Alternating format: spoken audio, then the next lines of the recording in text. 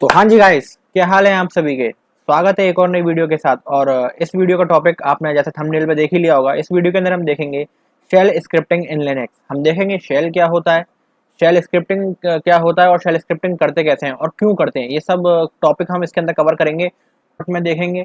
इस वीडियो के अंदर पूरी शेल स्क्रिप्टिंग कवर करेंगे जीरो टू एडवांस। और जो अगला पार्ट लेके आएंगे उसके अंदर हम एक दो प्रोजेक्ट बना के देखेंगे ताकि जो हमारा कॉन्सेप्ट है वो प्रैक्टिकली और मजबूत हो जाए। यकीन मानिए, अगर आप मेरी इन दोनों वीडियो को देखते हैं और जो प्रोजेक्ट मैं नेक्स्ट वीडियो में बनवाऊंगा वो आप प्रोजेक्ट बना के देखते हैं तो आपके अंदर शेल स्क्रिप्टिंग का डर निकल जाएगा, कॉन्फिडेंस बैठ जाएगा। जीरो टू एडवांस ये सीरीज होने वाली है। सीरीज क्या है, एक वन शॉट वीडियो ही होगी शेल स्क्रिप्टिंग की ये तो। बट यकीन मानिए, एक वीडियो अगर आप पूरी देख लेते हैं, अच्छे से समझ लेते हैं तो शेल स्क्रिप्टिंग आपको अच्छे से समझ में आ जाएगी। तो सबसे पहले हम इस वीडियो को शुरू करते हैं और वीडियो को शुरू करते हुए 3 सवालों के हम आंसर लेंगे। सबसे पहले तो कि शेल क्या होता है, शेल स्क्रिप्टिंग क्या होता है और कितने टाइप के शेल होते हैं। पहला सवाल, शेल क्या होता है। दोस्तों, शेल कुछ नहीं होता। जो आप काली सी स्क्रीन पे आप कमांड देते हैं ना, जिसको CLI कमांड लाइन इंटरफेस बोलते हैं, वो कमांड देने की जो कंसोल होता है काला सा, उसी को शेल बोला जाता है। जैसे कि विंडो में आप CMD देखते हैं, उसको शेल बोला जाता है। ठीक है। और जो काली स्क्रीन की मैं बात कर रहा था वो ये है, इसको बोलते हैं शेल, जहाँ पे आप अपने कमांड डाल सकते हैं।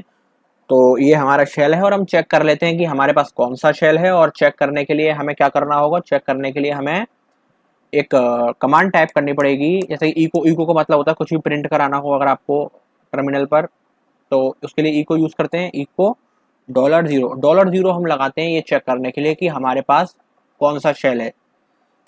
तो आप देख सकते हैं हमारे पास बैश शेल है, बैश आउटपुट आया है, हमारे पास बैश शेल है। यानी हम जो शेल स्क्रिप्टिंग करेंगे उसे हम बैश स्क्रिप्टिंग भी कह सकते हैं। ठीक है। तो हो गया शेल। अब शेल स्क्रिप्टिंग क्या होती है दोस्तों, जो आप सेट ऑफ कमांड अपने शेल को देते हैं, कि अपने मतलब लिनक्स को देते हैं कि ये मेरे सेट ऑफ कमांड है, ये तुम लो और इनको एग्जीक्यूट कर दो। तो जो आप कोड या सेट ऑफ कमांड उसको लिख लिख के देते हैं शेल पर, फिर लिनक्स उनको बैकग्राउंड में एग्जीक्यूट करता है और आपको रिजल्ट दिखाता है। जो आप उसको कमांड दे रहे हैं उन्हें ही शेल स्क्रिप्टिंग बोला जाता है। एक्चुअली आप एक स्क्रिप्ट लिख के दे रहे हैं बट वो स्क्रिप्ट आपकी शेल पे लिखी जा रही है, इसलिए उन्हें शेल स्क्रिप्टिंग बोला गया है। आपका शेल एक ही टाइप का होता है या बहुत टाइप के होते हैं। दोस्तों, शेल बहुत टाइप के होते हैं, जैसे कि बैश शेल हो गया, जी शेल हो गया, सी शेल हो गया, TSR शेल हो गया। तो अलग अलग टाइप के शेल होते हैं। हम देखते हैं, हम काम करेंगे उबंटू पे। उबंटू पे हम इस सीरीज को सीखेंगे तो देखेंगे हम हमारे उबंटू के पास कौन सा शेल है। तो चलिए सीधे चलते हैं अपने लिनक्स टर्मिनल पर और शुरू करते हैं अपनी आज की शेल स्क्रिप्टिंग सीखने की सीरीज। तो दोस्तों, जैसा कि आप देख सकते हैं मैं आ गया हूं अपने लिनक्स टर्मिनल पर और कौन सा शेल है और चेक करने के लिए हमें क्या करना होगा। चेक करने के लिए हमें एक कमांड टाइप करनी पड़ेगी। जैसे इको, इको का मतलब होता है कुछ भी प्रिंट कराना हो अगर आपको टर्मिनल पर, तो उसके लिए इको यूज करते हैं। इको $0, $0 हम लगाते हैं ये चेक करने के लिए कि हमारे पास कौन सा शेल है।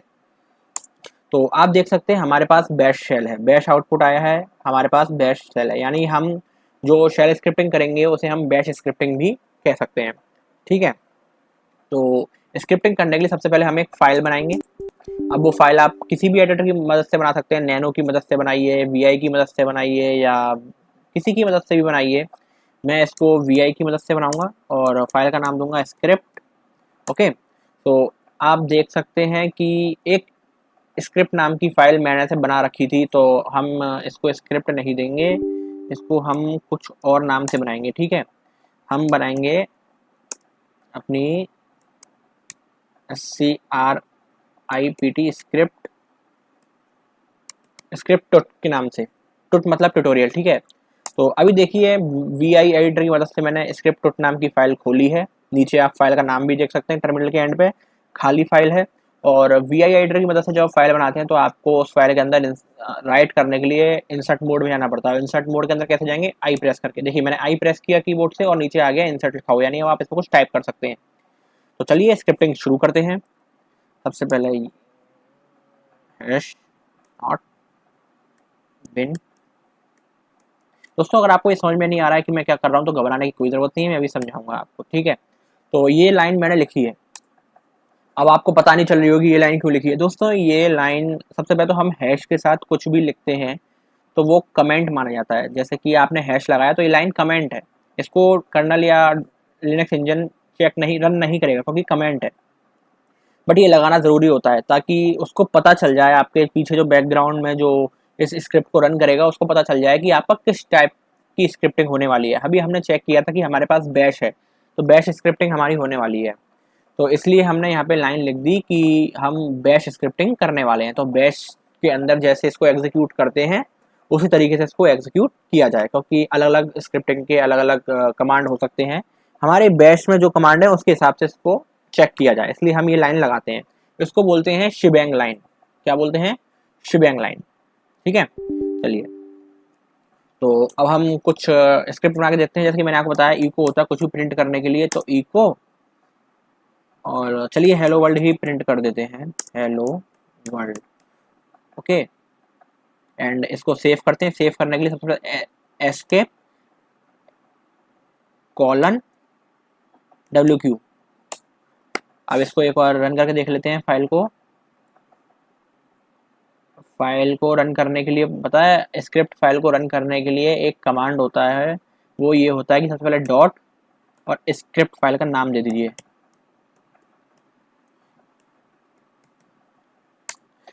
तो अब देखिए परमिशन डिनाइड आ गया। परमिशन डिनाइड मतलब कि जो यूज़र इसको चलाना चाहता है उसके पास परमिशन नहीं है, इसके पास परमिशन नहीं है इस फाइल को चलाने की। तो परमिशन कैसे देंगे? परमिशन देंगे हम chmod, ये होता है कमांड परमिशन देने का, 777 मतलब यूज़र को भी सारी परमिशन हो जाए, सारी मतलब राइट की, रीड की और एग्जीक्यूटेबल की, ग्रुप को भी सारी हो जाए और अदर्स को भी सारी हो जाए। तो हम स्क्रिप्ट को सारी परमिशन दे देंगे। अब उसको दोबारा रन करके देखते हैं। देखिए अब हमने उसको परमिशन दे दी तो ये अब चल गया। ठीक है ना, अब चल गया। हेलो वर्ल्ड हमने वहाँ लिखा था तो हेलो वर्ल्ड प्रिंट हो गया। अब चलिए आगे बढ़ते हैं, फिर से इंसर्ट मोड में आते हैं। तो अब हम शुरू करते हैं टॉपिक्स, एक एक करके हम टॉपिक्स देखेंगे कि क्या क्या टॉपिक्स हमें कवर करने हैं शेल स्क्रिप्टिंग को परफेक्टली सीखने के लिए, और उनको चलिए सीखते हैं। ठीक है, अपना पहला टॉपिक है वेरिएबल। वेरिएबल क्या होता है और वेरिएबल का यूज़ हम क्यों करते हैं? वेरिएबल दोस्तों कुछ नहीं होता, एक टेम्परेरी नेम होता है जो हम किसी डेटा को दे देते हैं। जैसे कि आप हैं तो एक इंसान पर आपका नाम राहुल है, तो जब भी हम राहुल को बुलाएंगे तो आप चले आएंगे। ऐसे ही हम मेमोरी के अंदर जो डेटा, अपना जो डेटा सेव है, उन डेटा को एक टेम्परेरी नेम दे देते हैं, तो जब भी हम उन नाम को बुलाते हैं तो वो डेटा चले आते हैं। तो देखते हैं वेरिएबल कैसे बनाते हैं लिनक्स के अंदर। सबसे पहले आपको कोई भी एक नेम देना है, मतलब जो वेरिएबल आप वेरिएबल का नाम रखना चाहें, नेम देना है, इक्वल टू लगाना है और वैल्यू क्या देनी है उसको असाइन कर देना है। ठीक है, तो आपने नेम नाम का वेरिएबल बनाया और वेरिएबल को ये वैल्यू असाइन कर दी। एक सर, चले पहले इसी को काम प्रिंट करके देख लेते हैं। और वेरिएबल को दोस्तों एक्सेस करते हैं डॉलर साइन के साथ। ये सिंपल एक स्ट्रिंग नहीं है, कोई कैरेक्टर नहीं है, इसलिए एक वेरिएबल है। तो आपको लिनक्स को बताना होगा कि ये आपको name as it is print नहीं करना, या डॉलर साइन लग गया यानी इसकी वैल्यू हमने कहीं ऊपर दे रखी है, तो इस नेम डॉलर नेम को उस वैल्यू के साथ रिप्लेस कर दो। ये आप कर्नल को बताते हैं डॉलर साइन लगा के। ठीक है, तो वेरिएबल को ऐसे एक्सेस किया जाता है डॉलर साइन लगा के। तो इसको सेव करते हैं, :WQ, इसको रिलोड करेंगे। रिलोड करते कैसे हैं? सोर्स लगा के। तो आप देखिए नीचे आपको हेलो वर्ल्ड और कुशल लिखा हुआ दिख गया। ये दोस्तों पहले का है जो मैं पहले ट्राई किया था अलग अलग तरीक़ों से, तो मेरे को ये तरीका बेस्ट लगा, तो मैंने आपको ये बताया। आप चलिए एक बार क्लियर कर लेते हैं, दोबारा बता देंगे आपको। इस फाइल को दोबारा ओपन करिए, एक नया वेरिएबल बनाते हैं, इंसर्ट मोड में आते हैं, एक नया वेरिएबल बनाएंगे। कैसे? सरनेम नाम का बना लेते हैं, सरनेम इक्वल टू, इंडियन कर लीजिए, इंडियन से बड़ा कोई सरनेम नहीं है, सरनेम। इसको एक्सेस करेंगे नीचे, echo dollar sign surname escape :WQ, और इसको रीलोड करेंगे फाइल को। अब देखिए आपका सरनेम भी प्रिंट हो गया। तो देखें ऐसे वेरिएबल बनाए जाते हैं। अब देखेंगे नेक्स्ट टॉपिक, अपना नेक्स्ट टॉपिक रहेगा वेरिएबल के बाद कि इन वेरिएबल के अंदर हमें वैल्यू, ये तो अभी हार्ड कोडेड वैल्यू हमने दी है, हार्ड कोडेड वैल्यू है, हमने खुद डिफाइन करी है, बट ऐसी कोई वैल्यू रही जो हमें यूज़र से लेनी हुई तो हम उसका क्या करेंगे। तो एक बार वो देख लेते हैं कि जैसे कि अलग अलग प्रोग्रामिंग लैंग्वेज अगर आपने पढ़ी हो तो आप देखते हैं कि यूज़र से इनपुट कुछ लेते हैं। प्रोग्रामिंग लैंग्वेज नहीं भी पढ़ी हो, अगर आप ये पहली बार पढ़ रहे हैं तो एक यूज़र इनपुट ये होता है कि अभी आप खुद वैल्यू दे रहे हैं तो हर वाले नेम की वैल्यू कुछ चली रहेगी, बट डायनेमिकली जो इस इंटरफेस को, इस स्क्रिप्ट को चला रहा है वो खुद वैल्यू दे सके, तो वो हम देखने वाले हैं। ठीक है, चलिए। तो ऑल राइट गाइस, चलिए देखें दोस्तों रीड कमांड के बारे में कि रीड कमांड क्या होता है और रीड कमांड से हम कैसे इनपुट डायनामिकली यूज़र से ले सकते हैं। ठीक है, तो रीड कमांड के लिए सबसे पहले कमांड होता है READ। रीड मतलब हम रीड करना चाहते हैं कहाँ से, टर्मिनल से। टर्मिनल मतलब जो अभी काली स्क्रीन पे यूज़र कमांड देता है वहाँ पे वो वैल्यू भी देगा, तो वहाँ से हम लेना चाहते हैं और उसको सेव करना चाहते हैं। इसमें वो कोई एक नंबर प्रिंट करेगा, मतलब नंबर प्रिंट नहीं, मतलब नंबर इनपुट करेगा, तो हमने वो रीड कर लिया, नंबर के अंदर वैल्यू आ गई। अब हम उसको प्रिंट करा देते हैं यहाँ पे इको डॉलर नंबर, क्योंकि नंबर एक वेरिएबल है, इनपुट आएगा ना टर्मिनल से तो वेरिएबल बना, वेरिएबल है तो डॉलर साइन लगा के प्रिंट करना पड़ेगा। अब ऊपर का जो है हम इसे कमेंट कर देते हैं ताकि दिक्कत ना हो आप लोगों को। कमेंट और comment comment comment hello world छोड़ देते हैं, क्योंकि हेलो वर्ल्ड से मालूम पड़ जाएगा इसकी स्क्रिप्ट रन हो रही है। ठीक है, यहाँ ए इसको एस्केप इंसर्ट मोड में आते हैं, इसको वापस। ठीक है, अब देखते हैं अपना NA नीचे, एक तो इसको ठीक करते हैं पहले, यहाँ सब खेल बिगड़ गया कमेंट की वजह से, क्योंकि ये भाई। ठीक है, अब हमने क्या किया, हमने एक रीड लिखा, रीड नंबर, यानी टर्मिनल पे हम कोई एक नंबर डालेंगे, मतलब यूज़र जो उसको यूज़ कर रहा है स्क्रिप्ट को वो एक नंबर डालेगा, उस नंबर को आपको लेना है और उसको प्रिंट कर देना है। एस्केप $WQ, EQ नहीं WQ, लोड करेंगे। देखिए पहले तो क्लियर करते हैं इसको, क्लियर। अब अपनी लोड करेंगे इसको स्क्रिप्ट को, क्योंकि चेंजिंग हुई है, लोड करना पड़ेगा। लोड किया, हेलो वर्ल्ड प्रिंट किया। अब देखिए कर्सर अभी भी चल रहा है, यानी वो इंतजार कर रहा है कि इनपुट आएगा। मैंने इनपुट दिया सपोज करो 6, एंटर। देखिए उसने 6 प्रिंट कर दिया वापस। एक बार चला के देख लीजिए, अब दूंगा मैं 8, देखिए उसने 8 प्रिंट कर दीजिए। तो इस तरीके से हम टर्मिनल से इनपुट दे सकते हैं अपने स्क्रिप्ट के अंदर, वो वहाँ पे रीड कमांड के थ्रू रीड करेगा उसे। ठीक है, जैसे यहाँ पे वो रीड कमांड के थ्रू रीड कर रहा है। अब नेक्स्ट टॉपिक पे आते हैं और नेक्स्ट टॉपिक हम देखेंगे।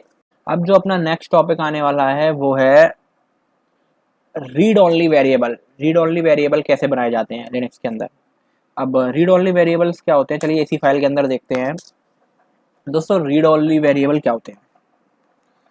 रीड ओनली वेरिएबल वो होते हैं कि जो आपके अलग अलग लैंग्वेज में आपने पढ़े होंगे, या C++ या कहीं भी आपने पढ़े होंगे, कॉन्स्टेंट। कॉन्स्टेंट मतलब जिनकी वैल्यू चेंज ना हो सके। ठीक है, जिनकी वैल्यू चेंज ना हो सके। मैं आपको इस फाइल में नहीं, ये रीड ओनली किसी और फाइल में बना के दिखाता हूँ। ठीक है, चलिए।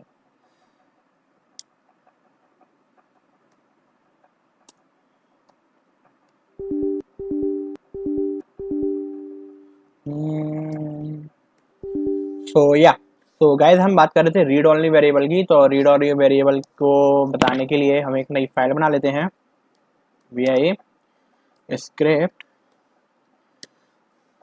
अंडरस्कोर कॉन्स्ट नाम की। ठीक है, तो स्क्रिप्ट ओपन हो गई। स्क्रिप्ट को बता देते हैं कि हम यहाँ बैश स्क्रिप्टिंग करने वाले हैं। इसके इंसर्ट मोड में आए, बिन बैश। ठीक है, एस्केप $WQ, इसको लोड करते हैं ताकि इसको समझ में आ जाए कि हाँ भाई बैश स्क्रिप्ट इसमें होने वाली है। लोड सोर्स की मदद से करेंगे, source CRIPD script the const, ठीक है। तो चलिए अब दोस्तों समझते हैं कि रीड ओनली वेरिएबल होता क्या है। आखिर दोस्तों रीड ओनली वेरिएबल वो होता है जिसमें हम क्या करते हैं कि कोई वैल्यू हमने दी, अब कोई और बाद में उसकी हो सकता है कि बहुत सारे वेरिएबल बन गए हो, बहुत बड़ी फाइल बन गई हो और आपको याद ना हो आगे जाके कि एक वेरिएबल आप पहले ही डिक्लेयर कर चुके हैं और आपने उसका नेम दे दिया, मतलब उसकी वैल्यू चेंज कर दी, तो वैल्यू चेंज हो जाएगी। जैसे कि पहले आपने नेम इक्वल टू कुशल किया था, बाद में आपने फ्यूचर में इसका नीचे कहीं नेम इक्वल टू राहुल कर दिया, तो अब नेम के अंदर पहले कुशल था, अब राहुल आ गया। तो आप एक नॉर्मल वेरिएबल में ऐसा कर सकते हैं, बट रीड ओनली वेरिएबल में आपने एक वैल्यू जो एक बार असाइन कर दी, आप बस उसकी वैल्यू चेंज नहीं कर सकते। जैसे कि मैं आपको डिफरेंस बताता हूँ। अभी नॉर्मल वेरिएबल में क्या होता है कि नेम इक्वल टू कुशल है, ठीक है, चलो एम ई मान लो, मी इक्वल टू कुशल है और ई को डॉलर एम ई, और यहाँ एम ई की वैल्यू आपने कर दी राहुल, यहाँ कर दिया आपने ई को डॉलर एम ई, इसको कॉलन सेव, लोड किया, तो आप देखिए कुशल और राहुल यानी मी जो वेरिएबल था उसकी वैल्यू चेंज हो रही है। बट अगर आप मी को बना देते रीड ओनली, मी को बना देते हैं read only, READ read ONLY read only, और उसके बाद इसको सेव करके दोबारा रन करेंगे, मतलब पहले लोड करेंगे, तो अब आप देखिए यहाँ पे रीड ओनली वेरिएबल आ गया, एक एरर चढ़ गई। यानी एक रीड ओनली वेरिएबल को अगर आपने वैल्यू दे दी तो दोबारा आप उसकी वैल्यू चेंज नहीं कर सकते। तो यही डिफरेंस है नॉर्मल वेरिएबल में और रीड ओनली वेरिएबल में, ठीक है। अब नेक्स्ट जो टॉपिक हम देखेंगे वो हम देखेंगे एक्सप्रेशन। एक्सप्रेशन मतलब कोई भी मैथमेटिकल एक्सप्रेशन या कुछ भी एक्सप्रेशन जो हम परफॉर्म करते हैं, जैसे कि 2+2, 2 × 2 या 2 - 2 या 2/2, तो वो कैसे करते हैं, वो हम करते हैं लेट कीवर्ड की मदद से। तो इसमें हम देखेंगे लेट कीवर्ड का क्या यूज़ होता है। लेट कीवर्ड को हम एक्सप्रेशन के लिए यूज़ करते हैं। चलिए इसी फाइल में देख लेते हैं। तो जैसे कि अब इसके आगे से हम ये इंसर्ट मोड में आए पहले तो, ठीक है, आपने लेट लगाया, लेट आई इक्वल टू 2+2, ठीक है, नीचे ई को कर दिया, ई को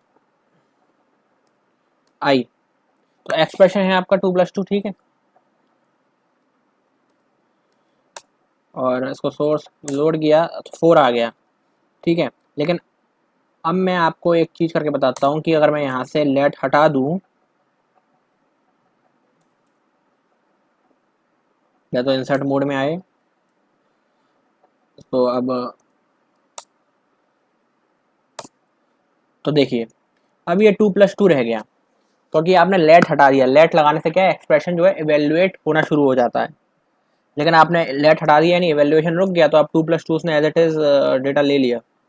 तो यही अंतर होता है आपका लेट में और नॉर्मल में। अगर मैं इसे दोबारा लेट लगा दूँ, जैसे इंसर्ट मोड में आए, इंसर्ट मोड में लेट लगा दिया, इंसर्ट लेट 2+2 है, दोबारा वही इसको सेव किया, लोड किया, अब देखिए अब 2+2 नहीं आया, अब 4 आ गया, ठीक है। तो यही होता है अपना लेट कीवर्ड। तो अपना लेट हो गया, रीड ओनली हो गया। अब जो नेक्स्ट आता है अपना वो है, तो दो नेक्स्ट चीज़ जो आती है दोस्तों वो ये है कि सिंगल इन्वर्टेड कॉमा और डबल इन्वर्टेड कॉमा में क्या अंतर है। तो मैं आपको इसी फाइल में बताता हूँ कि इंसर्ट मोड में आए। दोस्तों सिंगल इन्वर्टेड कॉमा का मतलब होता है कि जो भी कुछ आप इसके अंदर देंगे वो एज इट इज प्रिंट होगा, और डबल इन्वर्टेड कॉमा क्या करता है, वेरिएबल अगर कोई है इसके अंदर तो वेरिएबल की वैल्यू प्रिंट करेगा, as it is variable print नहीं करेगा। मैं आपको एग्जांपल देता हूँ। जैसे कि आपने यहाँ पे क्या किया है, सिंगल इन्वर्टेड कॉमा के अंदर दिया है एक, और एक आई दिया आपने डॉलर के साथ डबल इन्वर्टेड कॉमा के अंदर। इसको सेव किया, लोड किया, नहीं पहले क्लियर कर लेते हैं, अब इसको लोड करेंगे तो आप देखिए एक बार तो 4 आया और एक बार dollar I as it is आ गया। तो ये क्यों हुआ दोस्तों? ये इसलिए हुआ क्योंकि सिंगल इन्वर्टेड कॉमा का मतलब होता है जो भी कुछ है उसे एज इट इज डाल दो, और डबल इन्वर्टेड कॉमा क्या करता है, ये एक इन्वायरमेंट क्रिएट करता है वेरिएबल को पहचानने के लिए। आप कलर में भी डिफरेंस दे सकते होंगे दोनों में, एक रेड है एक पर्पल है, ठीक है। तो ये अपना सिंगल इन्वर्टेड कॉमा और डबल इन्वर्टेड कॉमा का डिफरेंस हो गया। अब जो नेक्स्ट, तो अपना अब नेक्स्ट टॉपिक आता है, वो टॉपिक अपना ये है how to access the variable. Variable को एक्सेस करने के दो तरीके हैं। मतलब आप डायरेक्ट डॉलर और वेरिएबल का नेम लिखेंगे, जैसे जैसे कि मैं बताऊं तो एक्सपोर्ट ए इक्वल टू 5, ये समझिए कोई वेरिएबल है जो मैंने एक्सपोर्ट कर दिया, मतलब एलियास बना दिया, यूँ समझ लीजिए एक तरीके से। कोई मतलब इन्वायरमेंट वेरिएबल होता है वैसे एक्सपोर्ट से जो बनता है। तो अब अगर आप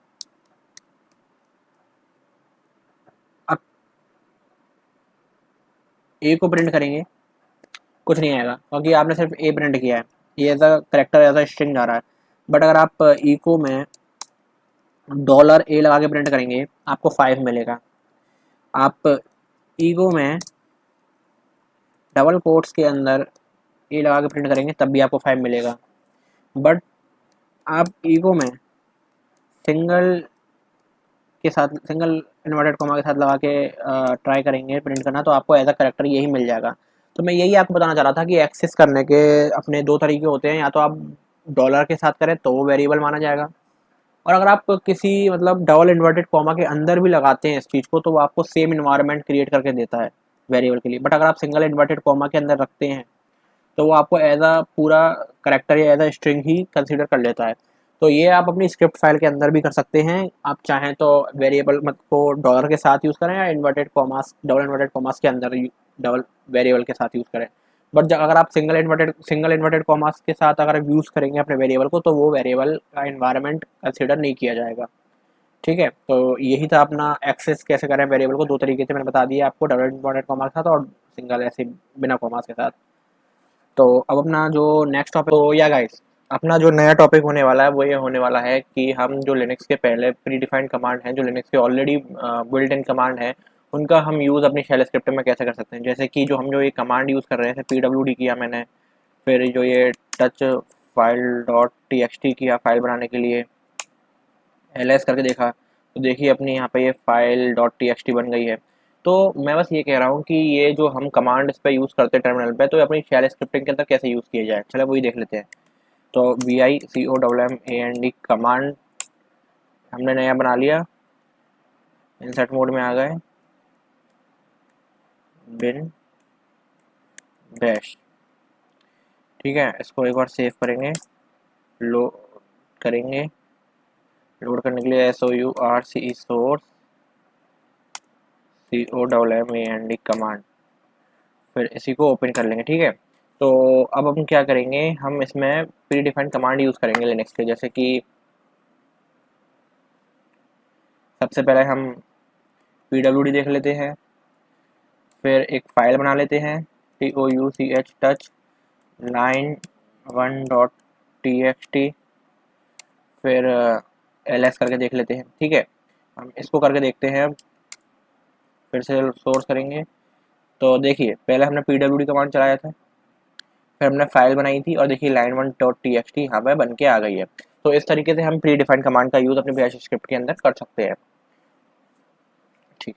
और अपना जो अब नेक्स्ट टॉपिक आता है वो ये आता है कि हम जो प्री डिफाइंड वेरिएबल्स हैं, प्री डिफाइंड वेरिएबल्स उनका यूज़ हम कैसे कर सकते हैं लिनक्स पे। जैसे टर्मिनल पे अगर मैं आपको करके दिखाऊं कुछ प्री डिफाइंड वेरिएबल का यूज़, तो वो ये देखिए।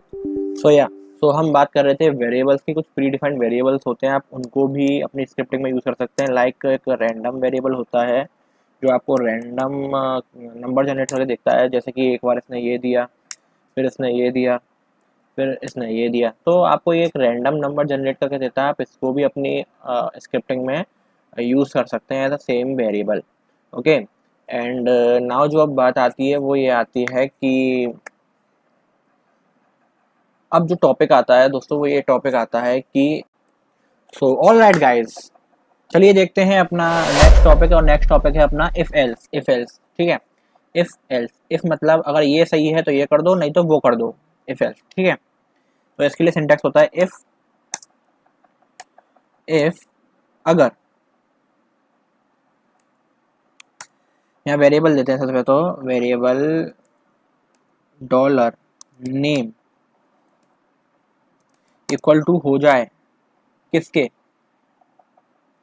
कुशल के, तो मतलब देन प्रिंट कर दो विनर, एल्स प्रिंट कर दो लूजर। ठीक है, और इफ को बंद कैसे करते हैं दोस्तों, आपने यहाँ पे इफ ऑन किया, यानी इफ अगर इफ सही हो तो देन ये कर दो, इफ गलत हो जाए तो एल्स पे आ जाओ। पर ये अभी भी चल ही रहा है, वो आपने इफ खोला है पर इफ को बंद नहीं किया। इफ को बंद कैसे करते हैं, इफ उल्टा लिख के, यानी एफ आई लिख के। ठीक है, यहाँ पे आपने आई एफ करके खोला तो एफ आई करके इसको बंद कर दिया, यानी एक पूरा ये ब्लॉक है जो बंद हो गया। चलिए, और ये डॉलर नेम है, डॉलर नेम की वैल्यू हम ले लेते हैं यूज़र से। तो यूज़र से कैसे लेंगे, यूज़र से लेंगे हम तो एक वेरिएबल बना लेते हैं, यहाँ पे लीजिए नेम, और ऐसे नहीं, इसको रीड करते हैं, रीड नेम, यानी नेम आपने रीड किया, नेम की वैल्यू जो आएगी, अगर कुशल आती है तो विनर, कोई और आती है तो लूजर। इसको सेव करते हैं, WQ सेव, लोड करते हैं फाइल को। तो हेलो वर्ल्ड प्रिंट हुआ। अब वो आपसे नेम पूछ रहा है, नेम आपने दिया KUSHAL कुशल, तो देखिए विनर प्रिंट हो गया। एक और करके देखते हैं, अब दोबारा नेम पूछ रहा है, अब मैं दूंगा सनी, सनी मेरे दोस्त का नाम है। तो अब देखिए, अब लूजर प्रिंट हो गया। तो इस तरीके से आपका इफ एल्स काम करता है। और ये तो हो गया आपका सिंपल इफ एल्स। बट आपको मल्टीपल कंडीशंस हो, इफ एल्स लेडर बनाना हो, अगर ये सही है तो ये, नहीं तो ये सही है तो ये, नहीं तो ये सही है तो ये, नहीं तो ये सही है तो ये, तो आप क्या बार बार इफ एल्स बार बार लिखेंगे, और वो बार बार फिर अलग अलग इफ एल्स पे जाएगा, इस पे जाएगा, फिर इस पे जाएगा, फिर इस पे जाएगा। लेकिन आपको एक ही इफ एल्स के अंदर बनाना हो कि इनमें से कोई एक ही कंडीशन सही होगी, जैसे इसमें से कोई दो में से एक ही कंडीशन सही हो सकती है। अगर मैं नीचे एक इफ एल्स बना दूंगा तो वो पहले ऊपर के दो में देखेगा, फिर नीचे वाले इफ में ढूंढेगा। पर मैं चाहता हूँ कि ये इतनी सारी कंडीशन में से कोई एक ही कंडीशन सही हो, तो हमें वो पूरे को एक ही इफ के अंदर रैप करना पड़ेगा। तो वो कंडीशन भी देख लेते हैं। उसके लिए अगर यहाँ पे हमारा इफ खत्म हो रहा है तो पहले तो इंसर्ट मोड में आए, इंसर्ट मोड में आने के बाद हम यहाँ पे आएंगे, एल्स से पहले यहाँ पे एलिफ लगाएंगे, एलिफ। इफ अगर ये सही हो तो, नहीं तो इस पे आ जाओ। इसमें एक कंडीशन देंगे, कंडीशन क्या रहेगी, अगर नेम जो है अपना बराबर हो जाए किसके, ललित के, ललित मेरे दोस्त का नाम है ये भी, इसमें अभी ध्यान देंगे क्योंकि ये इफ की तरह ही काम करता है, बट इफ के बाद कोई कंडीशन चेक करनी है तब ये आता है। इको इसको दे देते हैं प्रोग्रामर। ठीक है, इफ अगर नाम कुशल है तो विनर प्रिंट करो। ठीक है, नाम कुशल है तो विनर प्रिंट करो, यहाँ स्पेस देते हैं। अगर नाम ललित है तो प्रोग्रामर प्रिंट करो। नाम अगर कुछ भी नहीं है, एल्स एंड में अगर कोई भी ऊपर कंडीशन मैच नहीं हुई तो लूजर प्रिंट करो। ठीक है, तो चलिए देखते हैं इसको चला के एक बार, एस्केप कोलन WQ, अरे अरे ये कहाँ प्रिंट कर रहा हूँ मैं, एस्केप कोलन WQ, लोड करेंगे फाइल को। तो आपसे अब पूछ रहा है, नाम मैं दिया KUSHAL कुशल, देखिए विनर लिख के आ गया। तो एक बार इसको क्लियर करके दोबारा टेस्ट करते हैं। नाम पूछ रहा मैंने दिया कुशल, KUSHAL, विनर लिख के आ गया। नाम पूछ रहा मैंने दिया ललित, ललित देखिए लूजर लिख के तो आ गया है, बट कुछ इशू पड़ी है, चलो उस इशू को सॉल्व कर लेते हैं। इशू क्या है, क्या इशू, ओके यहाँ पे स्पेस रह गया। देखिए मैं कही थी इसमें लिनक्स में इंडेंटेशन की बहुत दिक्कत होती है। देखिए एलिफ के बाद यहाँ पे एक स्पेस रह गया ब्रैकेट के और इन्वर्टेड कॉमास के बीच में। अब मैंने स्पेस दे दिया है, तो अब एक बार इसको दोबारा चला के देख लेते हैं। अब देंगे ललित। देखिए अब प्रोग्रामर आ गया। वो लूजर इसलिए था क्योंकि ऊपर कोई कम उसे ललित नाम का कुछ मिला ही नहीं था, तो दोनों कंडीशन फॉल्स हो गई और नीचे हमने एल्स में लूजर लिख रखा था। ठीक है, तो अब ये आपने देख लिया है। अब हम अपने नेक्स्ट टॉपिक पे आते हैं। तो गाइस अपना जो नेक्स्ट टॉपिक आता है वो आता है ऑपरेटर्स के बारे में। मतलब ये रिलेशनल ऑपरेटर्स है अपने कुछ इफ एल्स में हमने लगा के देखे ना, हमने इफ एल्स में लगाए, आगे हमें लूप में भी लगाने की जरूरत पड़ेगी, तो हम वो देख लेते हैं। इसका मतलब होता है इक्वल टू, जब दो चीज कंपेयर करनी हो अगर इक्वल है या नहीं, तो hyphen E Q. And N E का मतलब होता है not equal to. G T का मतलब होता है ग्रेटर देन। जी ई का मतलब होता है ग्रेटर और इक्वल टू। एल टी का मतलब होता है लेस देन, और एल ई का मतलब होता है लेस देन और इक्वल टू। चलिए इनका हम एक एग्जांपल भी देख लेते हैं तुरंत आपके सामने। ठीक है, एक फाइल बनाते हैं वी, इसको नैनो के साथ नहीं वी आई के साथ ही ओपन करते हैं, और ऑप नाम से बनाते हैं। ऑपरेटर है ना, तो ऑप नाम से बनाते हैं। इसमें देते हैं अपनी इंसर्ट मोड में आके bash bin B S H bash shebang line हो गई। और इसमें हम लेते हैं एक यूज़र से इनपुट लेंगे, R E A D read, read करेंगे एक वेरिएबल, वेरिएबल को ए में डालेंगे, और यहाँ इफ अगर डॉलर ए इक्वल टू हो जाए किससे, 5 से, देन ई को E Q U A L equal L F dollar A equal नहीं है, लार्जर है, ग्रेटर देन 1। अगर 1 से ग्रेटर है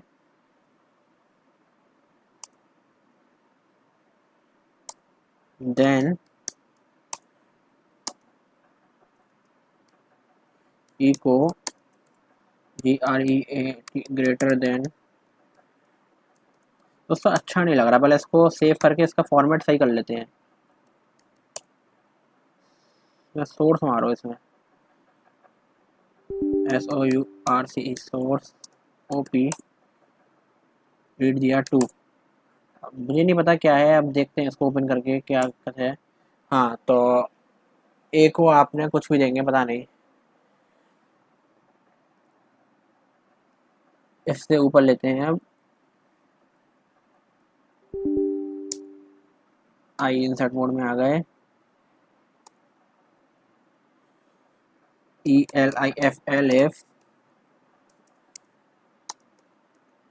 अगर ए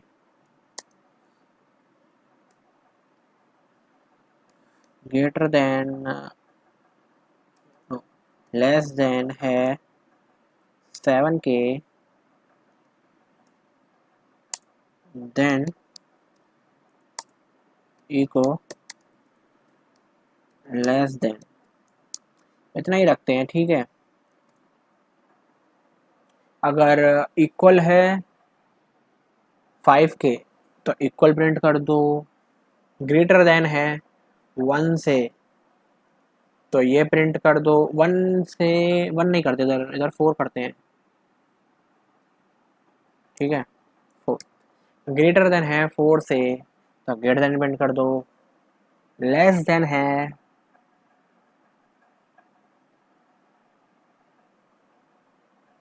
तो ये प्रिंट कर दो। चलिए चला के देखते हैं। तो 5 जैसा कर दो, इक्वल हो गया, सोर्स ग्रेटर देन है 4,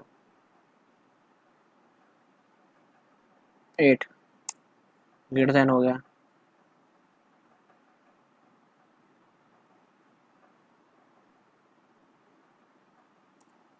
3 लेस देन हो गया। ठीक है, तो इस तरीके से इन ऑपरेटर्स का यूज़ किया जाता है। ये आपने इफ एल्स में भी यूज़ करने हैं और ये आपने फॉर लूप में भी बहुत यूज़ करने को मिलेंगे, तो इनको आप ढंग से एक बार देख जरूर लीजिएगा। ठीक है, तो दोस्तों अब हम देखते हैं कि केस कैसे बनाया जाए। केस बनाने के लिए सबसे पहले हम एक वेरिएबल बना लेते हैं नंबर नाम का, num2, और इसमें हम केस देंगे केस। अगर नम एक वेरिएबल है तो उसको डॉलर से एक्सेस करेंगे। अगर नम इन मिल जाता है किसमें, अगर केस नंबर 1 में, तो इको कर दो 1, और याद रहे एंड में आपको लगाना है डबल सेमीकोलन। अगर 1 से मैच नहीं होता तो इको कर दो ECHO 2, फिर डबल कॉलन, तो डबल सेमीकोलन। और अगर 3 से भी मैच ना हो, 3 से मैच करो पहले तो 3, अगर इको कर दो 3, ठीक है, डबल सेमीकोलन। अगर किसी से भी इन 1 2 3 से किसी से भी मैच ना हो, तो आखिर में अगर कहीं मैच ना हो तो ये मिल जाए, यहाँ आएगा ये, और यहाँ हम प्रिंट करेंगे नो मैच। ठीक है, नो मैच। और दोस्तों ये मैंने नई फाइल बनाई है, तो मैं आपको बता दूं, हो सकता है आपको ये एरर आ जाए या एरर लगने लगे, या फिर आप कहें कि आपके में कलर अलग अलग क्यों है, हमारे में सिर्फ वाइट क्यों आ रहा है। वो इसलिए दोस्तों कि जब तक आप कोई भी फाइल को सेव नहीं करोगे, जैसे आपने बना तो ली और ऊपर ये लिख दिया, तो एक बार आपको ये सेव करके रीलोड करना पड़ेगा टर्मिनल, चाहे आप वो सोर्स कमांड की मदद से करें या टर्मिनल बंद करके दोबारा करें। जैसे आप एक बार उसको रीलोड कर लेंगे, वैसे ही आपके लिनक्स को पता चल जाएगा कि हाँ ये बैश है, हमें बैश की तरह से इसे ट्रीट करना है। तो तब आपके वो कलर वलर जो है अकॉर्डिंग टू द सिंटेक्स आना शुरू हो जाएंगे। तो ठीक है, हमने ये कर लिया। अब जैसे कि मैंने इफ में बताया था कि आई एफ से वो खुलता है और एफ आई से बंद होता है, तो ऐसे ही आपका केस है, केस भी अभी खुला हुआ है, केस बंद नहीं हुआ। तो केस को बंद करने के लिए हमें ये उल्टा टाइप करना पड़ेगा, ESAC। ठीक है, अब एस्केप कॉलन WQ सेव, इसको एक बार रिलोड करो। अब देखो 2 क्यों आया, क्योंकि ये हार्ड कोडेड वैल्यू है, हमने num2 दिया था और 2 के साथ मैच होकर उसने 2 प्रिंट कर दिया। हम इसको अब एक काम करते हैं, यूज़र से इनपुट लेते हैं, इसको हार्ड कोडेड नहीं करते, इसको यूज़र से लेते हैं इनपुट इसका। ठीक है, यहाँ हम 2 हटा के रीड कमांड लगाते हैं और नम डालते हैं। अब इसको चला के देखते हैं एक बार, दोबारा रीलोड करेंगे। अब रीलोड करने के लिए आप टर्मिनल बंद करके चालू कर लो या सोर्स कमांड वाला का यूज़ कर लो, सोर्स कमांड लेके फाइल का नाम दे दो। तो अब देखिए ये कर्सर चल रहा है, टर्मिनल बंद नहीं हुआ है, आपसे नाम पूछ रहा है, मतलब आपसे कुछ वैल्यू पूछ रहा है। मैं डालता हूँ 1, देखिए 1 प्रिंट हो गया। दोबारा चला लीजिए, मैं डालूंगा 3 प्रिंट हो गया, कोई 3 केस दिए थे हमने। 2 डालूंगा तो 2 प्रिंट हो गया। अब हम देते हैं वो केस जो उसमें है ही नहीं, जैसे कि चौथा। तो अब देखिए चौथा लिखा हुआ आ गया, चौथा लिखा हुआ आ गया। क्यों आया मैं बताता हूँ आपको। यहाँ एक शायद हमने मिस्टेक कर दी, देखिए यहाँ हमें ये कॉलन नहीं देने, मतलब ये इन्वर्टेड कॉमास नहीं देने थे, क्योंकि ये मैच हो जाएगा तो ये मैच हो जाएगा तो ये मैच हो जाएगा, तो ये तो मैच होना ही नहीं है। तो ये तो एनीवेज कहीं ऊपर मैच नहीं हुआ तब यहाँ आना है, तो हमें इन्वर्टेड कॉमास नहीं देने यहाँ पे। तो इंसर्ट मोड पे जाएंगे और डायरेक्ट स्टार देंगे। डायरेक्ट स्टार देने के बाद हम एक बार इसको सेव करके WQ करेंगे और दोबारा रिलोड करेंगे और अब की बार इसको 4 देंगे। देखिए आ गया लिखा हुआ no match, short and final. तो इस तरीके से आपका केस कमांड यूज़ किया जाता है। अब डिफरेंस दोस्तों केस कमांड और इफ एल्स लेडर या एलिफ लेडर में ये है कि इफ एल्स लेडर ना लिखना बहुत लेंदी हो जाता है। इफ लिखो फिर देन करके ये मैच कराओ कंडीशन, और मैच हो जाए तो वो करो, फिर if L L L if लिखो, फिर एल इफ लिखो, फिर एल इफ लिखो, मतलब बहुत हेक्टिक टास्क हो जाता है। केस में क्या है, सीधे केस नंबर डालो और जो कराना है वो करो, केस नंबर डालो जो कराना है वो करो, केस नंबर डालो जो कराना है वो करो। तो एक शॉर्ट हैंड की तरह इसको यूज़ किया जाता है, ठीक है। तो ये था आपका केस कमांड कि हम लिनक्स कैसे बनाते हैं, और सबसे पहले देखेंगे फंक्शन आखिर होते क्या हैं। तो दोस्तों फंक्शन क्या होता है कि एक टास्क को आपको बार बार करना हो, जैसे कि आपको 4 चीज़ें बार बार प्रिंट करनी है, तो आप थोड़ी ना 4 बार ऐसे बार बार लिखेंगे, समझ रहे बात को, कि आपने 4 बार ऊपर लिखा, फिर 4 बार नीचे लिखा, फिर 4 बार नीचे लिखा, फिर 4 बार नीचे लिखा, तो ऐसे थोड़ी ना आप करेंगे। फंक्शन का मतलब क्या होता है कि एक ही चीज़ को अगर बार बार यूज़ करना हो, तो फंक्शन का मतलब दोस्तों यही होता है कि अगर एक ही चीज़ को बार बार यूज़ करना हो, तो आप एक फंक्शन बना दीजिए और जब मर्जी चाहे उसको कॉल कर लीजिए। मैं आपको दिखाता हूँ अभी। एक फ़ाइल बनाते हैं, script स्क्रिप्ट टू नाम से, ठीक है। तो VISCRIPT स्क्रिप्ट डॉट टू नाम से इसको ओपन करते हैं और इसको बताते हैं सबसे पहले तो कि भाई आप जो हैं बैश स्क्रिप्टिंग होने वाले हैं। तो BINBASH बैश,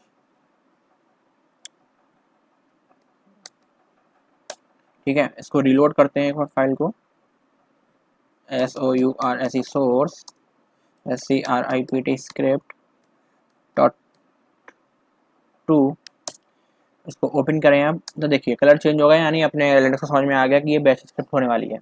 तो मैंने आपको क्या बताया दोस्तों, फंक्शन वो होता है कि एक ही चीज़ को अगर आप बार बार रिपीटेडली अगर कराना चाहते हैं, जैसे कि 3 लाइन है तो 3 लाइन आप बार बार प्रिंट कराना चाहते हैं, तो थोड़ी ना आप बार बार लिखेंगे, मतलब लिख सकते हैं कि 3 लाइन, जैसे कि मैं आपको बता दूँ।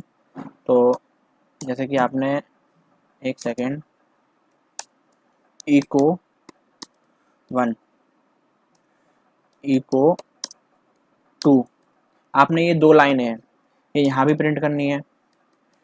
फिर कुछ कुछ किया आपने, फिर आपको ये जैसे कि रीड किया कोई वेरिएबल, यहाँ भी प्रिंट करनी है।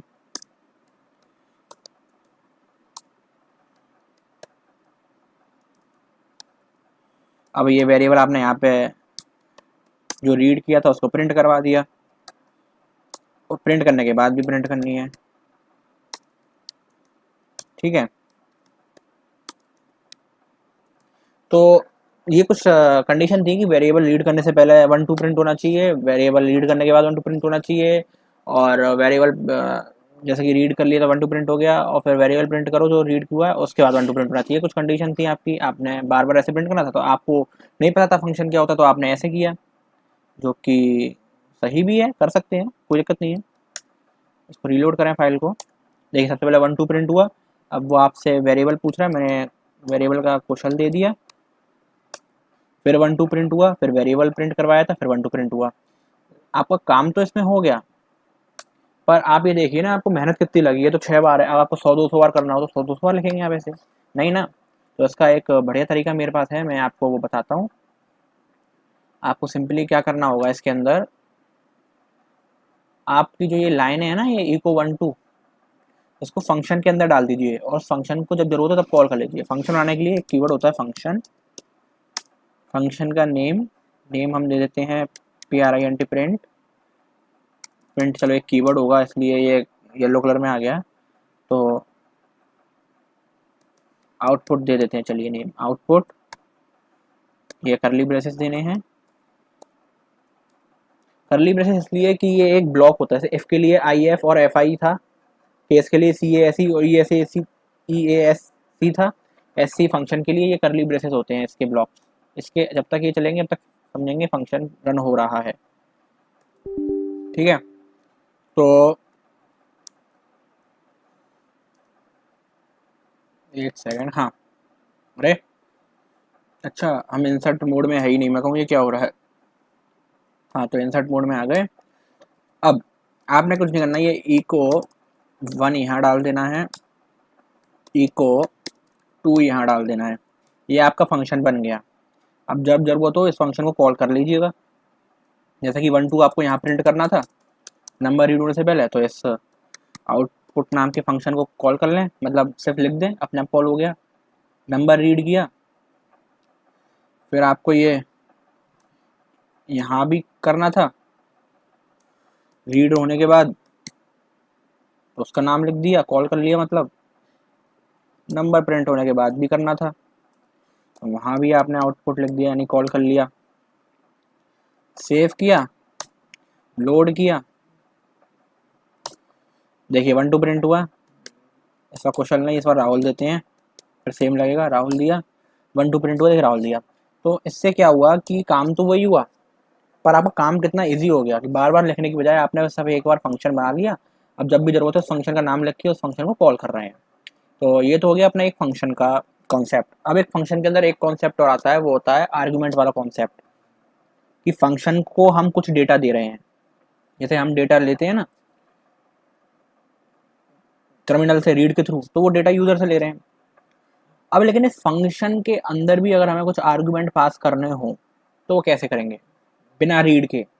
रीड से तो सीधे यूजर से आएगा, लेकिन हमें इसी टर्मिनल से नहीं, इसी स्क्रिप्ट के अंदर से ही पास करने हो तो कैसे आएगा। तो चलिए वो भी देख लेते हैं। उसके लिए आपको एक काम करना पड़ेगा कि हाँ, तो गाइस आर्गुमेंट के लिए क्या होता है, आर्गुमेंट में हम क्या करते हैं, फंक्शन को कुछ डेटा पास करते हैं, ठीक है। जैसे कि सपोज करो इको आपको प्रिंट करना है, आपने यहाँ से फंक्शन में भेजा, मेरा नेम भेजा सपोज करो, ठीक है, आपने मेरा नेम भेज दिया। इसको पहले इंसर्ट मोड में रखते हैं, इंसर्ट मोड, एस्केप, इंसर्ट, यहाँ मेरा नेम भेजेंगे, यहाँ राहुल का नेम भेजेंगे, यहाँ चलिए ललित का नेम भेजते हैं। तो आपने 3 नेम भेजे, लेकिन फंक्शन एक ही है। अब आर्गुमेंट इस पे आ रहे हैं, और आपको पता है आर्गुमेंट एक्सेस करने का फॉर्मूला क्या होता है, तरीका क्या होता है। जैसे कि आपने नेम भेजे तो वो ना इको अब वेरिएबल के रूप में आएंगे, वेरिएबल डॉलर से एक्सेस करते हैं, और 1 मतलब पहला आर्गुमेंट, ये जो आप भेज रहे हैं ये पहला आर्गुमेंट हो गया, ठीक है, ये पहला आर्गुमेंट हो गया जो आप भेज रहे हैं। बढ़िया, तो इसको रन करके देखते हैं पहले।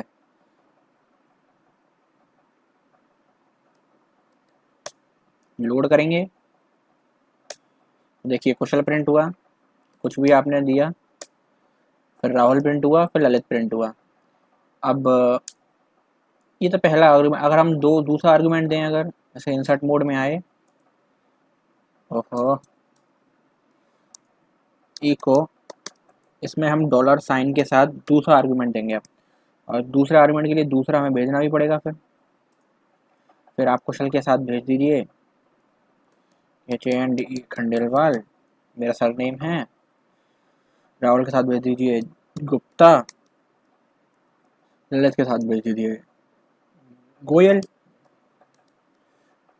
एस्केप कॉलन, सेव कीजिए, लोड कीजिए। अब देखिए कुशल खंडेलवाल दो अलग अलग लाइन में प्रिंट किया था, तो कुछ भी दिया, फिर राहुल गुप्ता, फिर वो जो दिया था वो प्रिंट हुआ, फिर ललित गोयल। तो इस तरीके से आप आर्गुमेंट्स दे सकते हैं। आप जितने भी आर्गुमेंट देंगे, जैसे 1 मतलब ये फंक्शन के नेम हो गया, फंक्शन के नेम के बाद जितने भी वर्ड लिखेंगे वो एज आर्गुमेंट काउंट होंगे। तो ये आर्गुमेंट नंबर 1 हो गया, ये आर्गुमेंट नंबर 2 हो गया, ऐसे ही करते करते जितने चाहते आर्गुमेंट दे दीजिए, और ऊपर एक्सेस कर लीजिए ऐसे डॉलर लगा के, $1 यानी आर्गुमेंट 1, $2 यानी आर्गुमेंट 2, ठीक है। और सारे आर्गुमेंट एक साथ एक्सेस करने हो आपको, सारे अगर एक साथ एक्सेस करने हो, जैसे 1 2 नहीं, सारे ही एक्सेस करने हो, तो आप यहाँ लगाइए इको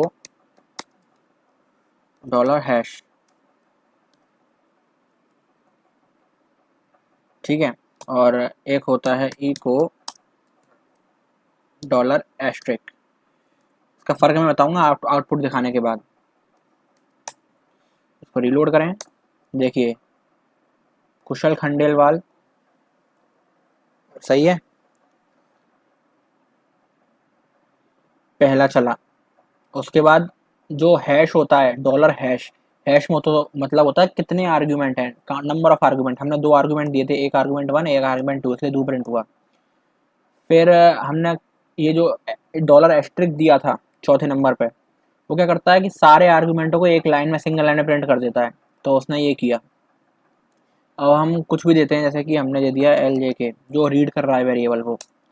तो देखिए फिर राहुल गुप्ता, कितने आर्गूमेंट हुए हैं अब इस फंक्शन के? 2 आर्गूमेंट, 2 प्रिंट हो गए। राहुल गुप्ता सिंगल लाइन में आ गया। फिर जो दिया था वो प्रिंट किया उसने, ऐसा रीड कमांड में जो दिया था। फिर ललित गोयल, कितने आर्गूमेंट हैं? 2, फिर सिंगल लाइन में आ गया। तो कहने का मतलब ये है कि जो हैश साइन होता है, ये होता है नंबर ऑफ आर्गूमेंट कितने हैं, और एस्ट्रिक साइन होता है कि सारे आर्गूमेंटों को आपको एक लाइन में प्रिंट करके देगा। ऐसी एक होता है डॉलर ए।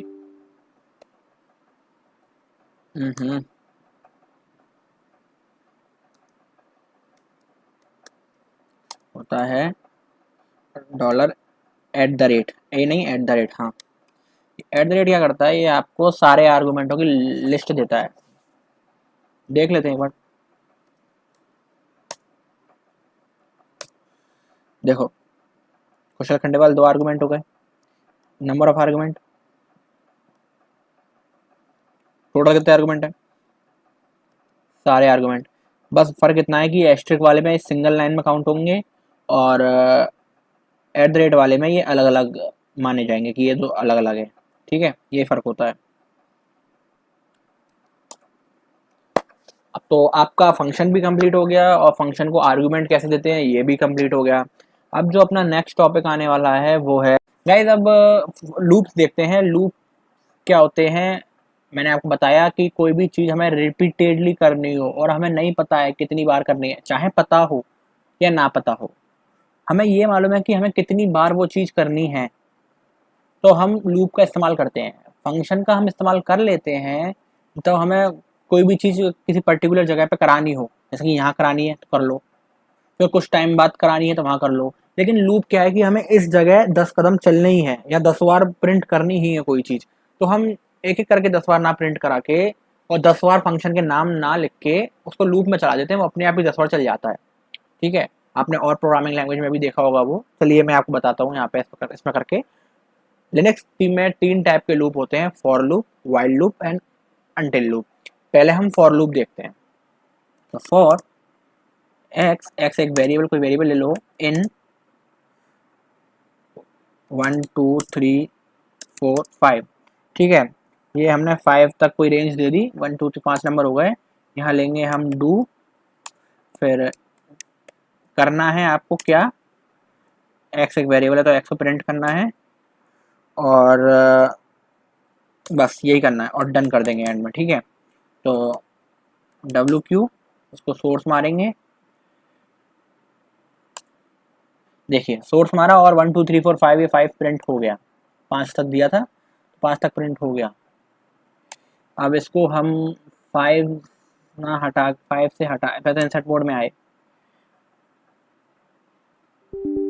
इंसर्ट मोड में आने के बाद हमने यहाँ कर दिया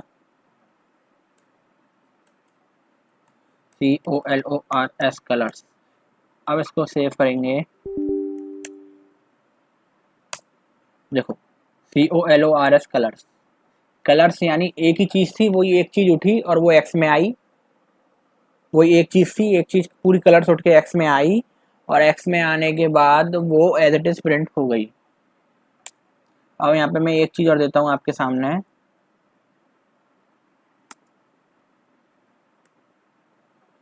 जैसे कि कलर्स के आगे मैं रेड, ब्लू, ग्रीन और जोड़ देता हूँ। अब इसको सेव करेंगे, इसको सोर्स मारेंगे। अब देखिए कलर्स रेड ब्लू ग्रीन तीनों प्रिंट हो गए। तो एक एक करके सामान उसमें से उठता है। फॉर लूप ये होता है कि एक एक करके सामान उठाता है। ठीक है, तो अपनी ये बात हो गई। सिंटेक्स क्या होता है फॉर लूप, ये एक एक करके वेरिएबल उठ के एक्स में जाएगा, एक एक करके वैल्यू उठ के एक्स में जाएगी, एक एक करके वैल्यू उठ के एक्स में जाएगी, एक एक करके वैल्यू उठ के एक्स में जाएगी, और एक्स को यहाँ प्रिंट कर रहे हैं। वेरिएबल है, इसके डॉलर साइन के साथ किया है, और डू और डन के बीच में इसको रखते हैं कि ये करना है, और एंड में यहाँ पे ख़त्म। ठीक है, तो ये अपना फॉर लूप का कुछ कॉन्सेप्ट है। अब जरूरी नहीं है आप यहाँ पे सिर्फ खुद एक डेटा दो, आप एक वेरिएबल का नेम भी दे सकते हो यहाँ पे, और उस वेरिएबल की वैल्यू जो होगी वो एक एक करके एक्स में चली जाएगी। ठीक है, चलिए बढ़िया, समझ में आती है बात। अब देखते हैं हम वाइल लूप। वाइल लूप क्या होता है, इंसर्ट मोड में आएंगे, एक सेकेंड, वाइल लूप। ठीक है, वाइल लूप देखते हैं, आइए। हाँ, तो वाइल लूप में क्या है, वाइल लूप में अपना कंडीशन देते हैं। फॉर लूप में तो हमें पता होता है कि ये 1 2 3 4 बार चलेगा, या 5 नंबर दिए थे तो 1 2 3 4 5 बार चलेगा। फॉर लूप में तो हमें रेंज पता होती है कितनी बार चलेगा। वाइल लूप में ऐसा नहीं होता। वाइल लूप में हम कंडीशन प्रोवाइड करते हैं। कंडीशन मतलब कि जब तक वो कंडीशन ट्रू है तब तक चलाओ, जैसे ही वो कंडीशन फॉल्स हो जाए और लूप टर्मिनेट कर दो। ठीक है, देखो मैं दिखाता हूँ। वाइल जब तक एक्स, एक्स नहीं, इसमें वाई लेते हैं, वाई बराबर ना हो जाए 5 के, तब तक इसको चलाओ। डू ECHOE को $y DON डन। ठीक है, अब y तो हमने बनाया तो है नहीं, तो एरर आ जाएगी, तो इससे y बना लेते हैं। y को हम दे देते हैं वैल्यू 0, फाइन। और ऊपर वाले को कर देते हैं कमेंट,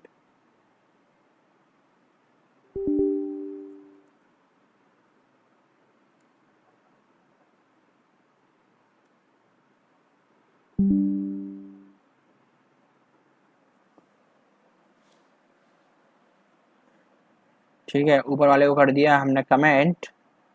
अब इसको रन करके देखते हैं, इस क्या कह रहा है, जब तक y इक्वल है तब इसको, y इक्वल है नहीं है, y नॉट इक्वल टू 5 होना चाहिए ना यहाँ पे, क्योंकि y 0 पे चलेगा, नॉट नॉट इक्वल टू होना चाहिए यहाँ पे। ठीक है, जब तक 5 के इक्वल नहीं तब तक सही है। और यहाँ पे और एक्सप्रेशन के लिए एक एक्सप्रेशन लूप्स के अंदर, बैश के अंदर मैं बता रहा हूँ, ये डबल राउंड ब्रैकेट्स से एक एक्सप्रेशन आप राइट कर सकते हैं, जैसे y प्लस प्लस। ये आपको पता होगा कि प्लस प्लस का मतलब क्या होता है, कि y equal to y plus one, ये समझ लीजिए। इसका मतलब ये है y equal to y plus one, यानी y में एक एक जोड़ता जाएगा हर आइटरेशन में। Then done. अब ये एरर ना दे इसलिए हम y तो बनाया ही नहीं, हमने y बना देते हैं। y को 0 से स्क्रैच कर दिया, तो 0 1 2 3 4। अब ये जैसी 5 इक्वल टू 5 होगा, क्या 5 5 के इक्वल नहीं है, कंडीशन फॉल्स होगी और ये टर्मिनेट हो जाएगा। सो गाइज, हमने क्या किया है यहाँ पे, y इक्वल टू 0 रखा है। y जब तक 5 के बराबर नहीं होगा तब तक कंडीशन ट्रू रहेगी, और जैसे ही y 5 के बराबर हुआ कंडीशन फॉल्स, तो वाइल लूप टर्मिनेट। ठीक है, तो y 0 आएगा, 0 5 के बराबर है नहीं है, नहीं है, कंडीशन ट्रू है, नीचे आएगा, y प्लस होगा, 1 बनेगा, 2 बनेगा, ऐसे करते करते 5 बनेगा, तो 5 not equal to 5, condition false, loop वहाँ टर्मिनेट हो जाएगा। तो यानी 0 से 4 तक प्रिंट होना चाहिए। चलिए करके देखते हैं।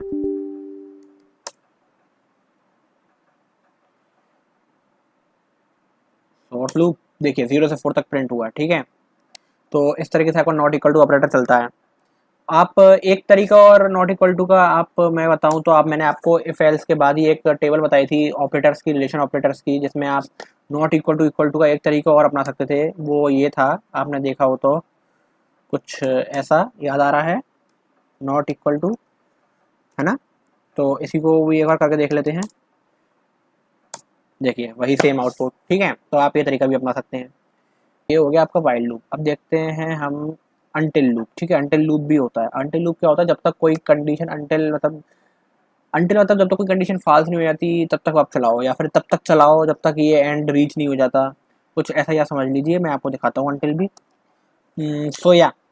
तो मैंने वाइल लूप वाइल लूप अपना कमेंट कर दिया है, सिर्फ y इक्वल टू 0 छोड़ा हुआ था। मैं इसको y इक्वल टू 10 कर दे, y इक्वल टू 10 नहीं, y इक्वल टू 5 कर देता हूँ। उसको हम पीछे से चलाएंगे लूप पर। y इक्वल टू 5 है। ठीक है, अंटिल का सिंटेक्स क्या होता है, आपको अंटिल लिखना है ऐसे, अंटिल। ठीक है, अंटिल लिखने के बाद आपको वही कंडीशन देनी है, जैसे कि y आपका इक्वल हो जाए, EQ यानी इक्वल टू हो जाए किसके, 0 के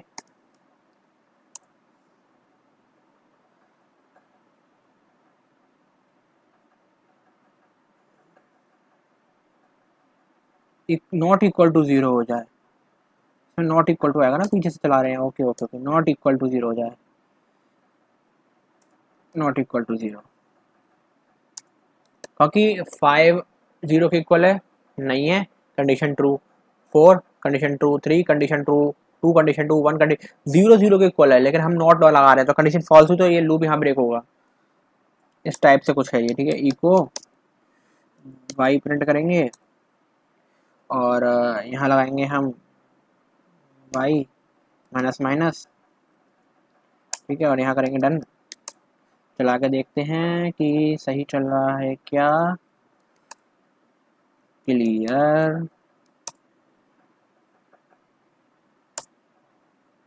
सोर्स लूप चला नहीं, क्यों नहीं चला देखते हैं। y इक्वल टू 5 है,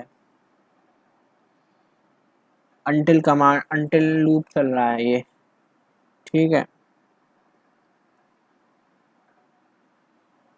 क्या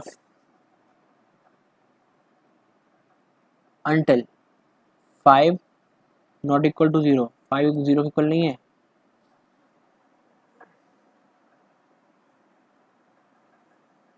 ठीक है। हाँ तो गाइज यहाँ पे एक ट्रैप था, अंटिल लूप में ऐसा नहीं होता। अंटिल लूप का मतलब ये है, ये वाइल के जस्ट अपोजिट है। मतलब वाइल में क्या होता था कि जब तक कंडीशन ट्रू है तब तक चलेगा। अंटिल का मतलब ये है जब तक कंडीशन ट्रू नहीं हो जाती, जब तक कंडीशन ट्रू नहीं हो जाती तब तक चलता रहेगा, ये चलता रहेगा, चलता, जैसी कंडीशन आपकी फुलफिल हुई कोई खत्म। यहाँ पे हमें एक टारगेट होता है, उस टारगेट तक पहुंचना होता है। वाइल में ऐसा नहीं होता, वाइल में तो ये है कि जब तक आप सही हो तब तक चल रहे हो, जैसे ही आप गलत हुए आपका गेम खत्म। पर अंटिल में क्या होता है, एक टारगेट होता है, जब तक उस सही, जब तक आप गलत हो तब तक आप ट्राई करते रहो, करते रहो, करते रहो। पर जैसे ही आप एक बार सही हो गया आपका गेम, एक बार आप जीत गए, वहीं आपका अंटिल लूप खत्म हो जाता है। ये डिफरेंस है वाइल में और अंटिल में। वाइल लूप क्या करता है, जब तक आप सही हो तब तक खेलो, जैसे ही आप गलत हुए आपका लूप खत्म। अंटिल में क्या होता है, जब तक आप जीत नहीं रहे, जब तक आप सही नहीं हो रहे तब तक खेलो, जैसे ही आप जीते आपका गेम खत्म, ठीक है। तो 5 5 इक्वल टू 0 है नहीं है तो ट्राई करो, 4 इक्वल टू 0 है, 3 इक्वल टू 0 है, 2 इक्वल टू 0 है, 1 इक्वल टू 0 है, 0 इक्वल टू 0 है, हाँ यहाँ आप जीत गए, जीत गए तो आपका यहाँ गेम खत्म। चलिए ट्राई कर लेते हैं। सोर्स हमारा देखिए 5 4 3 2 1, 0 0 के बराबर हो गया, प्रिंट नहीं हुआ, तो आपके तीनों टाइप के तो अब लूप खत्म हो गए। या गाइस हम आ चुके हैं अपनी स्क्रिप्ट आर्क फाइल के अंदर, स्क्रिप्ट ARG फाइल के अंदर, और इसके अंदर हम करने वाले हैं अपना कि हम कैसे आर्ग्यूमेंट्स और कैसे डेटा ले सकते हैं विदाउट रीड कमांड। बिना रीड कमांड के हम कैसे डेटा ले सकते हैं इनसाइड द स्क्रिप्ट, ठीक है। तो वही देखते हैं। सबसे पहले तो अपनी शिबैंग लाइन लिखेंगे, ठीक है। शिबैंग लाइन लिखने के बाद WQ, इसको सेव किया, इसको लोड करेंगे, SOURC source, SCRIPT script, SCRIPT script, ARG, हाँ ठीक है। अब क्या करते हैं, इसको दोबारा खोलते हैं, ठीक है, इंसर्ट मोड में आए। हाँ तो हमें क्या करना था कि हमें आर्गुमेंट लेने थे बट विदाउट रीड कमांड। तो हम ई को प्रिंट करेंगे आर्गुमेंट 1, देन प्रिंट करेंगे आर्गुमेंट 2, ठीक है। दो ही आर्गुमेंट भेज के अपना ट्रायल देखते हैं। इसको सेव करेंगे,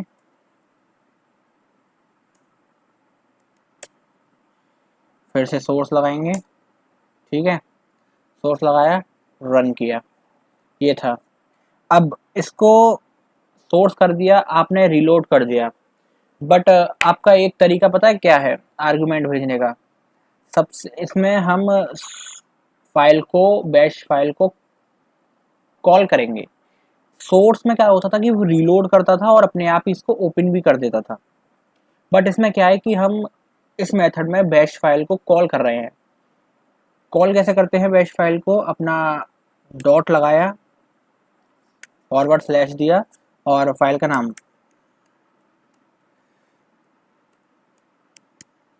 और यहाँ पे आर्ग्यूमेंट। मेरे ख्याल से इसमें अभी एक एरर आनी चाहिए, वो मैं आपको बताऊंगा क्या एरर आएगी। ठीक है, तो वही मैं आपको बताना चाह रहा था कि इसमें आ गई परमिशन डिनाइड, क्योंकि इस फाइल को एग्जीक्यूट करने के लिए आपके पास परमिशन नहीं है। परमिशन देंगे हम, ठीक है। हम सूडो यूज़र हैं, मतलब डेवलपर जो है हमारा रूट यूज़र भी है, तो वो परमिशन दे सकता है और उसी की बनाई हुई फाइल है, तो वो अपनी फाइल में परमिशन दे सकता है। तो परमिशन देते हैं, सारी परमिशन दे देते हैं, ग्रुप यूज़र और अदर्स को। फाइल का नाम, ठीक है। अब दीजिए कम आर्ग्यूमेंट्स।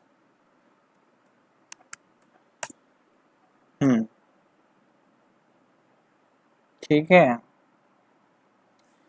ओ, हमने एक गलती कर दी, इसको कॉल करते टाइम हमने ये तो लगाया ही नहीं, स्क्रिप्ट आरजी यहाँ पे नहीं आएगा। ओके, सॉरी सॉरी, एक बार और करके देखते हैं इसको। ये इस कमांड यहाँ नहीं आएंगे, सिर्फ फाइल का नाम आएगा। हम परमिशन दे रहे हैं ना, परमिशन देते टाइम सिर्फ फाइल का नाम आता है। ठीक है, परमिशन ग्रांटेड हो गई है। और हम कॉल करके देखते हैं इसको दोबारा से, डॉट फॉरवर्ड स्लैश स्क्रिप्ट का नाम और आर्ग्यूमेंट। देखिए, जो हमने परमिशन दी यहाँ पे, परमिशन ग्रांट हुई। ग्रांट होने के बाद हमने इस फाइल को कॉल किया। कॉल करने के बाद हमने 2 आर्गुमेंट दिए और दोनों आर्गुमेंट $1 और $2 जो हम प्रिंट कर रहे थे अंदर, वो यहाँ पे प्रिंट हो गए। तो आप देख सकते हैं कि इस तरीके से हम फाइल को कमांड पास करते हैं विदाउट टेकिंग द यूज़र। अब हो सकता है जो ये कुशल और राहुल मैंने यहाँ से दिए हैं, हो सकता है किसी और फाइल से आ रहे हो या हो सकता है कहीं और से आ रहे हो, पर वो आप यहाँ से ऐसे पास कर सकते हैं। ठीक है, चलिए।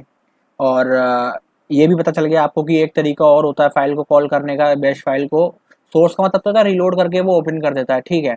बट जब हमें रीलोड करने के बाद कॉल करनी हो तो हमें ये डॉट फॉरवर्ड स्लैश लगा के फाइल का नाम लिखना होता है। परमिशन नहीं होती तो हमें परमिशन देनी पड़ती है उसको, एग्जीक्यूटेबल। ठीक है, और आर्गूमेंट देने हो तो ऐसे आर्गूमेंट लिख देते हैं, जैसे फंक्शन के आगे लिखते थे, फंक्शन के नेम के बाद जितने भी एक एक करके वर्ड होंगे वो सब आर्गूमेंट में काउंट होंगे। ऐसे ही यहाँ पे होता है, फाइल के नेम के बाद जितने वर्ड होंगे वो सब आर्गुमेंट में काउंट होंगे। ठीक है, तो ये चीज़ भी देख ली। और जो अपना नेक्स्ट टॉपिक आता है वो ये आता है कि फाइल स्क्रिप्ट के अंदर स्क्रिप्ट कैसे कॉल की जाए। ठीक है, how to call a script inside a script. तो चलिए वो और देख लेते हैं एक बार। हम इसी स्क्रिप्ट को ओपन करते हैं। इस स्क्रिप्ट में हम क्या करते हैं, नहीं, इस स्क्रिप्ट को ओपन नहीं करते हम एक नई स्क्रिप्ट बनाते हैं।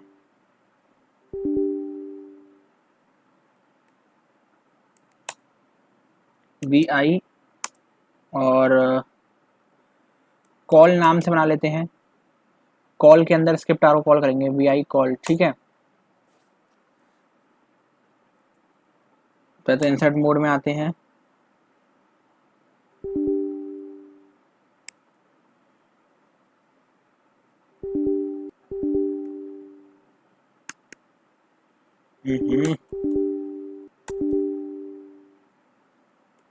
हाँ, तो हम इंसर्ट मोड में आ गए हैं। अब अपने को क्या करना है, एक फाइल बनानी है, नॉट बिन, ये शिबेंग लाइन होती है। ये किया करने के बाद हम क्या करेंगे, हम इस फाइल को बाहर से कॉल करेंगे टर्मिनल से, और फिर इसके अंदर हम कॉल करेंगे ये वाली फाइल।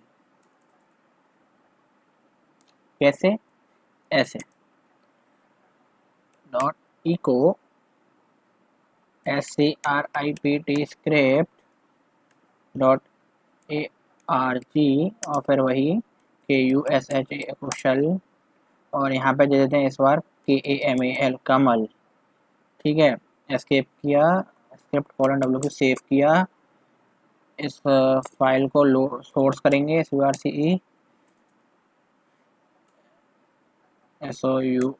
Source call. ठीक है, अब देखिए कुशल और कमल प्रिंट होके आ गया। वो कैसे आया, आपने इस फाइल को लोड किया, जैसे इस फाइल को लोड होने के बाद अपने आप कॉल हुई, कॉल होने के इनसाइड हमने क्या किया था, उसको ये वाली फाइल कॉल करी थी, इसके अंदर देख लेते हैं, देखिए, और इसमें हमने ये 2 आर्गुमेंट पास कर रखे हैं।